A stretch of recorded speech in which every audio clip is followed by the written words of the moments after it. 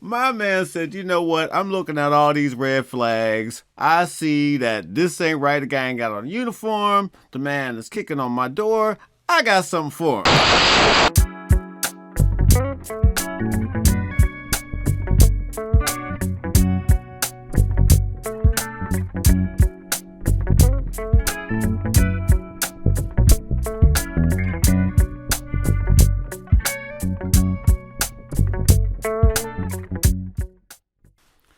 Hello, hello, hello, and welcome to By the Fifth Podcast. It's your boy Roger Trent. As you already know, you can call me Tico. I'm here as always with my girl Tiffany Flowers. We are in the house ready to talk about our discussion today.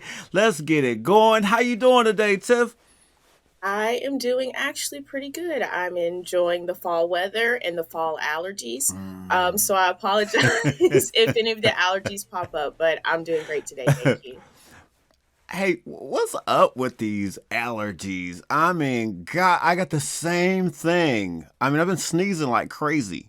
Yes. Well, they say Nashville is like in the basin. So I think, what is it like scientifically, whenever the pollen and all that stuff is going around, it just gets stuck down in Uh-huh. the bottom and we get stuck with it literally.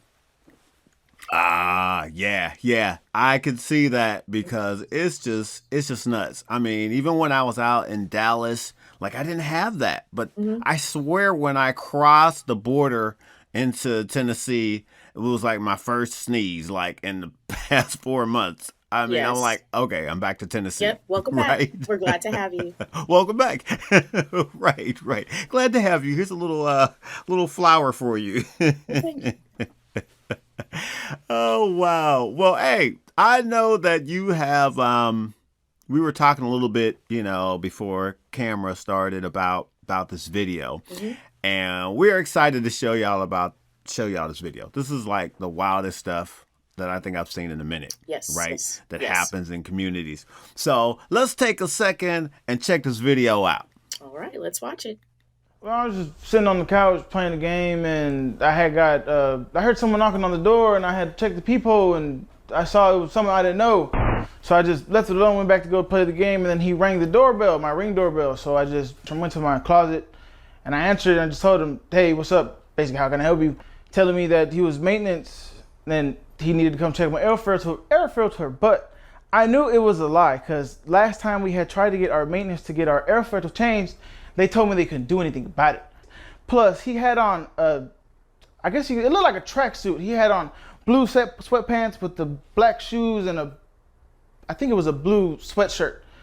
And then he had the bandana on, but he was playing the part. He had the whole notepad and everything. He was trying to even went to the back door or the people in front of us to see, act like he's gonna check their air filter too. And then 3 minutes later, while I'm playing the game, I hear a loud ass bang at the door, and then I'm thinking someone's trying to knock, but no, I hear another bang and then another bang, and then I just spazzed. I couldn't think properly. I was like, whoa, he's trying to get into my house. So in that moment, I tried to hurry up and, I guess you could say, find my firearm, and it was far away, so I had to like hurry up, scurry, and go grab my gun, come back, and I positioned myself by my couch in my hallway facing directly at the door.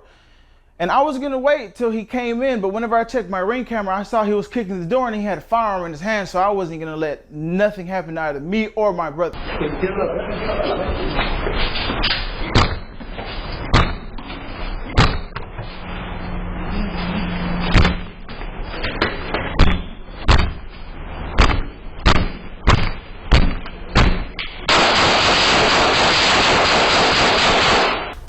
I was hoping I got him. That's mainly everything. I was just hoping I got him. All right. So now listen, I'm not laughing at the situation. Definitely not laughing, but I'm laughing at his demeanor. Like, Yes. I guess he was so in shock. He was still kind of like laughing and shrugging it off, but he was like kind of in shock. 100%. I'm still in shock after watching that. I'm still in shock. Yes. Right. So let's go into this. Like, okay, so the guy said that this man comes up and knocks on his door, right? And pretends to be the maintenance guy. Yes. I mean, and we know that there are there are signs that tell you that this is a maintenance guy, right? Yes. All right, so you are in this whole property management, business. How does it typically go with filter changes? Well, what should happen, first, residents should be notified. So the fact that the resident said he wasn't aware of this or he was told something that they weren't going to be able to do it, that's a red flag when all of a sudden someone shows up. So, number one, anything that's scheduled like that, residents should be notified, whether it's email, text messaging, they should be notified, or even if it's just a letter on the door, letting them know what day that it's going to happen. So, like you said, that was a red flag right there, and he recognized that. So, that was good. That's a great point. Did you get a letter ahead of time? Hmm. Right? Did somebody tell you, hey, this on Monday we're doing filter Right, checks? You know right. what I mean? Like, because a lot of people wouldn't even thought about that. It'd have been like, oh, okay, he's here to change a Yeah, they'd be filter. like, thanks. I'm glad they're doing this for me. Hmm. Right. Especially if, imagine if that's something that you've been wanting to get done Right. anyways, but you hadn't had the chance to go to the office or to put in a work Hmm. request, but they knock on your door. You're like, oh, Perfect timing. yeah, perfect timing. Thank the Hmm. Lord. They knocked on my door and, Hmm. and they got a filter, right? So I think that's a very crucial point. Like, did you get a letter, which I think is so important for apartment communities to follow whatever that procedure is, specifically for reasons like this. You Yes. think? Yes. And I'll say something else too. Kind of like how we talked about before with the advancements of technology, we can also text message residents now as well. And lots of times, a letter, say if you have a roommate, the resident may take the letter off of the door and never give it to their roommate. And then even with Mm. emailing these notifications, everyone gets so many emails. So lots of times that email letting you know when maintenance is coming out may get lost. But text messaging, everybody sees their text messages. So we're able to do that with a lot of our communities. We can send text messages to keep residents updated when things are going to be happening in the community. Now, the key to that, or the trick to this, is for people not to opt out of the text messaging. So anybody that lives in an Mm. apartment community, if you've accidentally opted out of your text messaging, please opt back in. If you need help doing it, please contact your office staff, because again, text messaging, most people will see that immediately before they go through their emails and scroll through the hundred of emails that they have. So always stay opted into your text messages from your apartment community. Okay, so wow, that's Hmm. really good. So when I was in property management, um, we weren't doing text messages Hmm. then.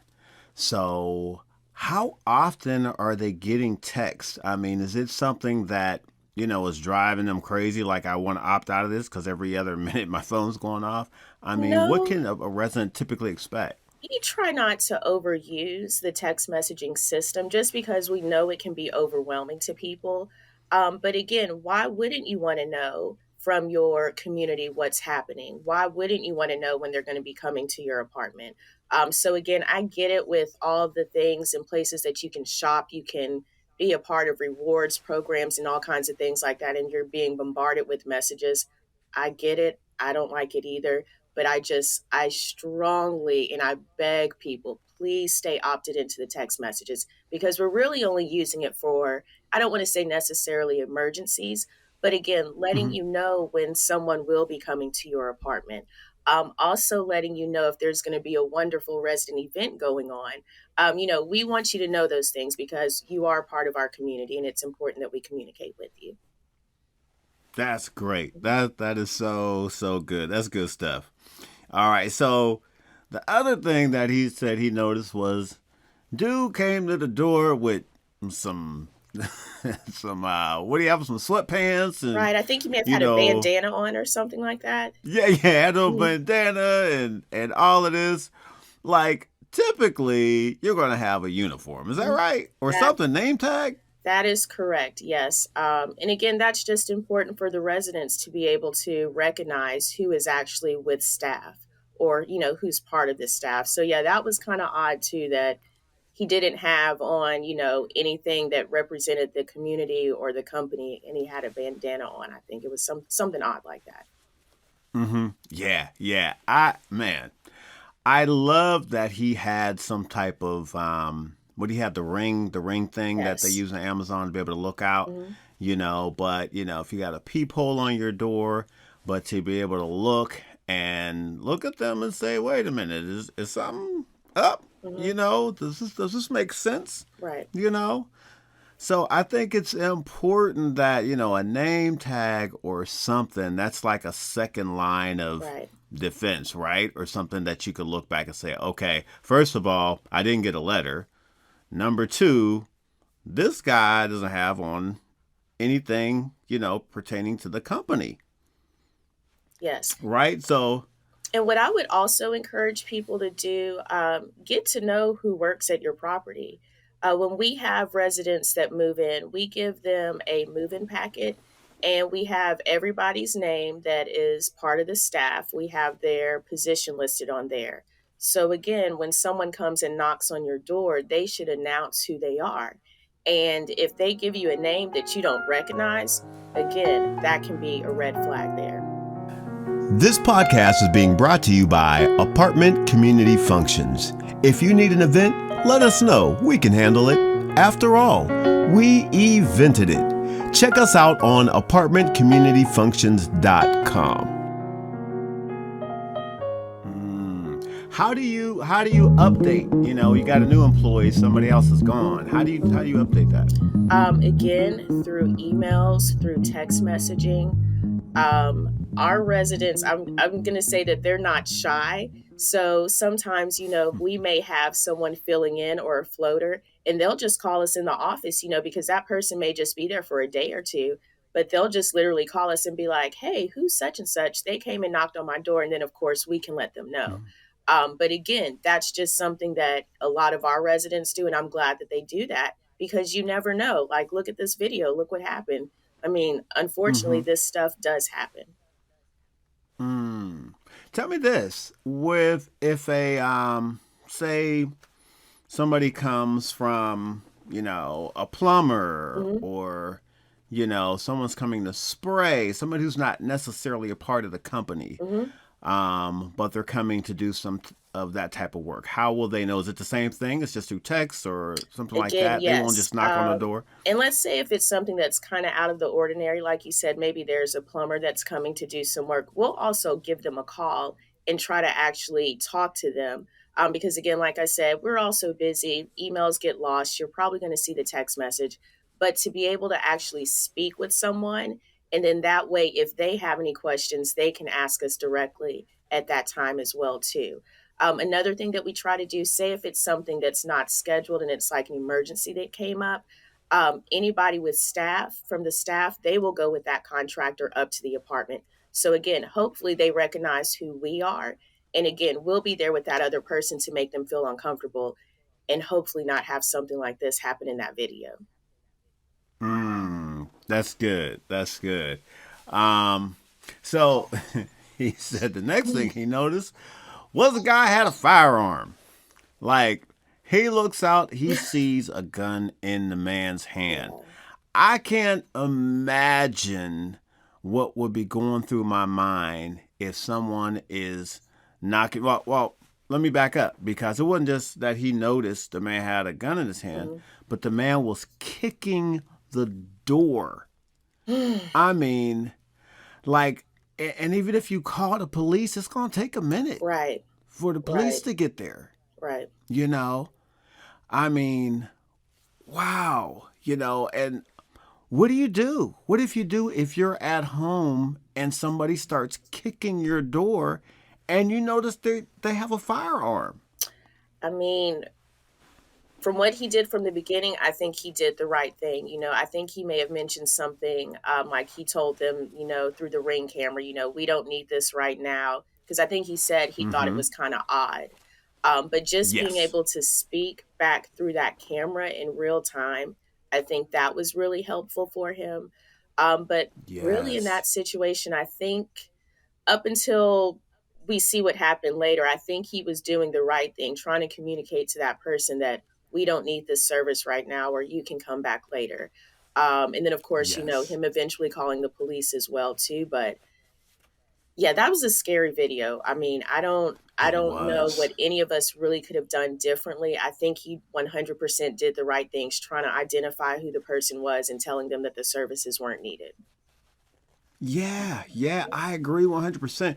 And I think maybe even if he would have called the office Hmm. earlier, like immediately when the guy he looks out and he sees that, something is up, that first Hmm. red flag. I Right. kind of feel like even in that moment, if he could have called Hmm. and got this thing started. You know what I mean? Right. Because that way, if we're calling the police or something like that, we got some time working ahead of time, Hmm. right?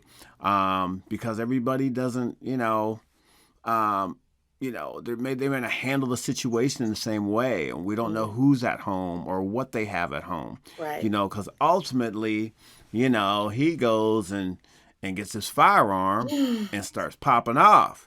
Yeah. And what's scary about that is it shot into the neighbor's apartment, Right. right? Yes. And thankfully, they weren't home. They left like 20 minutes before the shooting started. Hmm. But you seen them holes in that There were a apartment, lot. Yes. man. Oh my gosh. Yeah, he said he emptied the clip on that. Mm. Like, so and I'll tell you, I was working at an apartment community, and I was in my office, and my office window overlooked another community. Okay. And I'm looking out my window and I'm watching these guys gather around together, and I Okay. got my cup of coffee and I'm just, I just happen to walk over there and taking a little break and drinking my coffee. And I'm watching them, and I turn around and walk back to my desk and I heard shots. Pop, pop, pop, pop, pop, pop. Man, I dropped my coffee. I hit the Oh my ground god. and I was laying on the ground for a minute. And when I finally popped back up and looked out the window, everybody was gone. Hmm. Um, and then a little while later, the ambulance was there picking up a body. But then a little while after that, a guy comes onto my office and says, "Hey, a gunshot went through my apartment." He says, and it went right above my baby's crib. He said, and I went and I looked at it, like it was a huge hole above the baby's crib. If the baby would have been standing up, if he would have been putting the baby down, and he's, thankfully, they didn't get killed or anything. But Right. when you start thinking of people shooting at each other, Yes. It's scary. you know, It is scary. Yes. Something else that comes to mind too is, so many people live in an apartment.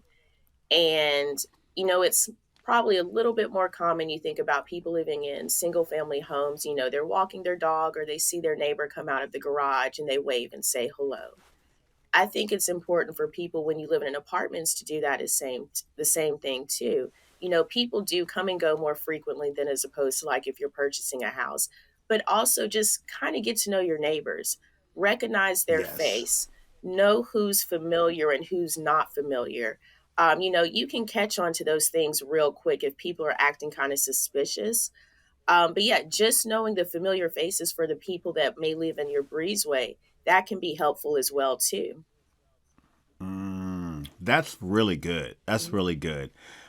Because neighbors will look out. Yes. I know in my house there was somebody pulling up my driveway, and I live in the country, way in the country, you know, and usually nothing's coming up my driveway, Right. but a raccoon, right? Hmm. Something like that. So somebody's coming up to my driveway to do some work, and my neighbor went out there and was like, "Who are you?" Exactly. and they Yes. and they said they Mhm. were kind of cut off guard, like, "Why are they asking me about me?" I said, "I Exactly. love it." I said Yes. because they know people aren't supposed to be up my driveway. Nobody comes up this driveway. And that's what I'm saying. But You got it to made, kind of build that a little bit. People, if you smile and you're friendly with people, they will look out for you. That's very important, very important. I'm glad you have a good neighbor.